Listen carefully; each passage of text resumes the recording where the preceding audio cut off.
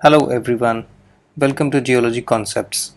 I am Ajit Kumar Singh and you are watching our weekly current affairs series in which we have covered current affairs of the second week of month of August, in which we have covered few topics. Actually, this video is going to be the first video of our series in which we have covered three videos and each of the videos covered many of the important topics of the last 1 week. So we have 5 topics in this first video. The description and the link of the other 2 videos you will find in the description. The first is topic is Langia virus.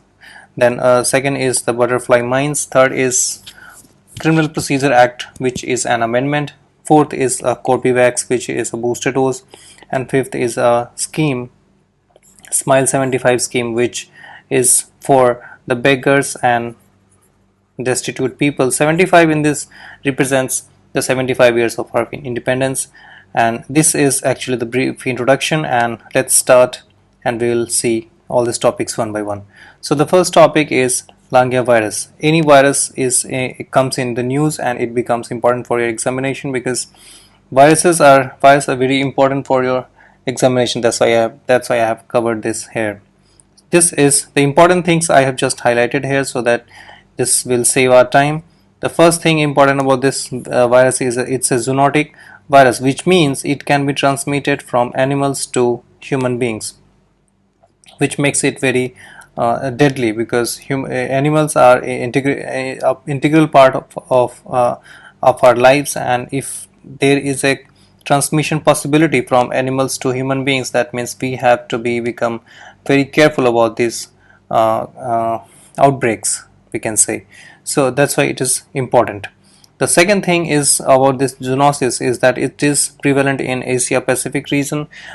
The one reason I could see is that the Asia Pacific region contains a lot of developing countries, and in developing countries sanitation is an issue, and that's why the separation between animals and human beings remains a very gray area. That's why this transmission happens quite frequently, and that's why Asia Pacific region is there. Then the second thing is that it is Henipa virus, which means phylogenetically this is close to Nipah virus, which is just mentioned here, that this virus is genetically quite close to Nipah virus. The next thing is symptoms are quite close to that of the Nipah virus because fever, fatigue, cough, nausea, headache, loss of appetite, and all these things were also there in the case of the Nipah virus. That's why it is quite close to that of the Nipah virus. Then the treatment is very important because we do not have any licensed drug or vaccine for this virus. That's why it is very important, because once there is an outbreak, we do not have any medicine or any vaccine to hold or to contain the spread of this virus. That's why it is important. How impactful is Langia virus?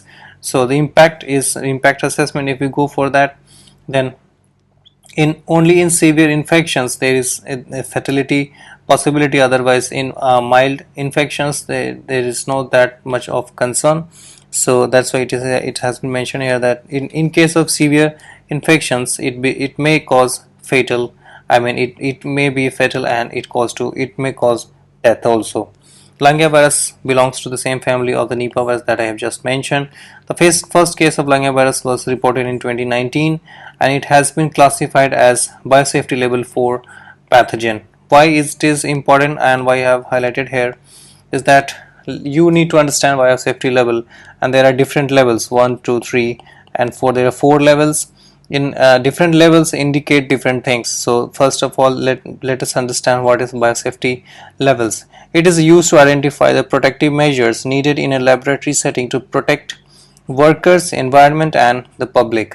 Which means if suppose you are if you are someone who is related to the work in a laboratory, and if you have to handle this virus, that means there are safety precautions, and in which there are different levels for this to handle this virus. So we have 4 levels, 1, 2, 3, and 4, and 4 is the strictest one, in which there is a lot of possibility for outbreak, and if this is an outbreak, then that means in that case it will be fatal for the worker, the environment, and the public. So that's why So biosafety 4 level viruses include like Ebola virus and smallpox virus. These viruses are very contagious, and this, if there is an outbreak, then it will be very tough for us to contain the spread. So that's why there are different safety levels. Then the next topic is butterfly mines, and this topic is very important because Russia has been alleged to use this mines in against the Ukrainian military. So this actually UK Minister of Defense has intelligence assessment that Russia might have been using this butterfly mines in Ukraine. Why is this important? Because these mines look like this. This casing is of plastic, right? And that's why it is very hard to detect them, because if you put them through a metal detector, it will be very tough for the metal detector to detect, because it is made of plastic, and if you throw them in the garbage, it will be very difficult for normal people or even the security personnel to detect or to recognize what exactly it is, this item. So that's why it is very important. Then the second important thing about this, or what the thing that makes it very deadly, is that it it requires only 5 kg of weight or pressure to detonate, right? That means if even if a child or mistakenly steps on this kind of mines, it will cause death to that child. So it will detonate at that time and it will cause death. So that's why it is extremely dangerous even for small children. Let's see some other things, like what are the findings of the intelligence assessment. So this is Russia might have deployed anti-personnel mines, which is against the international law. And the thing is that Russia and Ukraine are not the signatory of those international laws. So that's why Russia might have been using, or Russia may use this mines against the people of, I mean, the Ukrainian military and the people of Ukraine. So the next important thing is that these are important because this 5 kg is very important. This may also cause death to children because it needs only 5 kg of weight to get it detonated. Other thing is that there are two versions of this PFM1 and PFM1S, which is two versions of it. One is that it detonates automatically, and second is that it takes, one is, I mean, the letter one means this one takes, I mean, it detonates automatically. If you throw them, there's a timer like thing, and in within 1 to 40 hours it will detonate. So these are very important things, and it can also be deployed through ballistic dispersion or artillery or mortar shells. So these are things. Then they are molded in polythene plastic and have two wings. This I have just mentioned, that this made of polythene and there's two wings. One is heavy, one is small. So one gives its direction, because it can be dropped from from a helicopter on an aeroplane, because it has wings, so it will fly and will get into the desired place. So that's why these things are very important. So, and that is the thing that makes it very deadly as a deadly mine. So that's why I have covered this, and maybe there may be a question in your examination that what is this butterfly mines.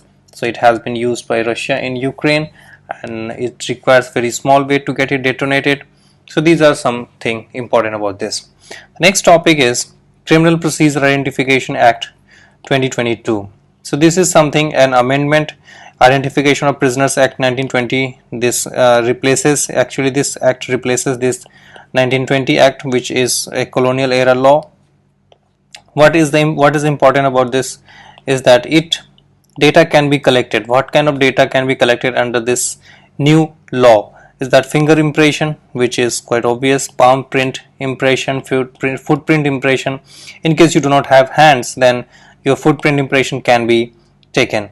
Then photographs is quite obvious. Iris and retina scan is obvious, quite, because we are living in a very technologically developed and evolved society. In that case, we need iris and retina scan to get to catch the culprit.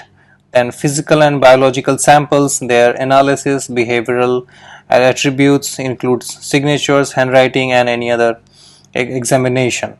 So these are the things that can be collected as data from any prisoner or any culprit or any person who gets into, even if you are in a preventive detention, even in that case any person convicted, arrested or detained under any preventive detention law will be required to provide measures to police officer or prison official. That's why it is very important. If there is a question that requires you to determine whether the data under this law can be asked from a preventive detainee, then in that case your answer should be yes, that even in preventive detention this such type of data can be asked and collected. Then the next thing important is that NCRB will store and preserve such data, and it will be stored up to a period of 75 years. So these are some important things about this new law, which means what kind of data can be collected, who is the and which organization is the nodal agency. Is that NCRB, means National Crime Records Bureau, is the nodal agency which will keep and preserve those data, and it will be preserved for 75 years. So this is something about this. Next is Corbevax, which is again a vaccine which is booster dose. So what happens basically is that if you want a booster dose, so what will happen, that if you will get only one of those vaccines that you have already taken. But in this case India has developed an indigenous vaccine which is called Corbevax, and India has decided to administer it to the people as a booster dose. I mean the third shot will be Corbevax. Suppose in case if I tell you my case, so I have taken Covishield, 2 doses of Covishield. If I go for the third booster dose, so that the government will give me this Corbevax. Something about this vaccine is that it is still waiting for World Health Organization's emergency licensing use listing, emergency use listing, EUL, which is very important term. You need to understand this. What happens is that in case of any deadly virus outbreak, what happens is that WHO actually lowers the scrutinizing parameters, and actually allows any vaccine, not any, actually some vaccine to get it to for administration to the people. So in that case only the parameters have been reduced, and that's why this is important for you. So emergency use listing is that thing. Until now the third dose had to be this, I have just mentioned that it to be the same vaccine that was used for the first and second doses. The next thing is Corbevax is India's first indigenous, that I have just mentioned. 20 days apart, there is, I mean, you need to have a 28 days of difference separation between the last dose and this booster dose. Then what are the other types of vaccine? This is important. This thing is important because there are different types of vaccines, and in various examinations a question on vaccines have been seen. So that's why you need to understand this, the type of vaccines. The first is inactivated vaccine. So what is this? It actually killed version of germs, means if there is a germ that may cause some disease, so what happens is doctors or scientists get that germ first, get it inactivated, and then that inactivated version is administered to the patient or any healthy person. Even in that case it is a vaccine. So this is inactivated vaccine which uses killed version of the germ that causes a disease. Vaccine of this type are created by inactivating a pathogen, typically using a heat or chemicals such as formaldehyde or formalin, which is not that important. But the type of vaccine, I mean the type of vaccine that we are discussing is that first is that inactivated vaccine which is actually killed version of the germ. Second is second is live attenuated vaccines. This means only the vaccine that you are getting in which the germs have been weakened only, and they are not killed, only weakened or attenuated form of the germ that causes a disease. Quite similar to the first one, but here the germ cannot replicate. The important thing here is that vaccine of this this destroys the pathogen's ability to replicate and but keeps it intact so that immune system can recognize it. But in the second case, it has been weakened or attenuated. So this is the difference. Because these vaccines are so similar to the natural infection that help prevent, they create a strong and long lasting immune response. So in that case, in the second case, means the live attenuated vaccines, the germ has not been killed. That's why the immune that is created in our body is long lasting, and that's why it is important. Then the second and the third is the messenger and mRNA vaccines. This is actually what happens, that you must have seen that in COVID virus, coronavirus, there is a spike of proteins. Like this is actually a normal representation of coronavirus. These are the spikes, these are protein spikes. So what scientists do is they get these spikes and they use these spikes to make vaccines. So once these spikes go into your body, this our immune system of our body gets they detect these spikes, and they in order to fight these spikes, they create their own immune system, and that's why we become strong to fight these coronavirus in case we get infected. So this is how mRNA works. The advantage of mRNA vaccine is that it takes very short time in manufacturing, and they do not contain any live virus, so no risk of causing disease in the person getting vaccinated. There is a risk in the first case, and in the second case, that in case this live attenuated virus is that the virus is still alive, but it has been only weakened. But in case any virus has leaked, or it has just passed, it could not get attenuated properly, so that virus, if it has been injected in you in case of in the form of a vaccine, that may cause a disease that it was supposed to protect you from. So this is how these type of vaccines are. Then next is toxoid vaccine.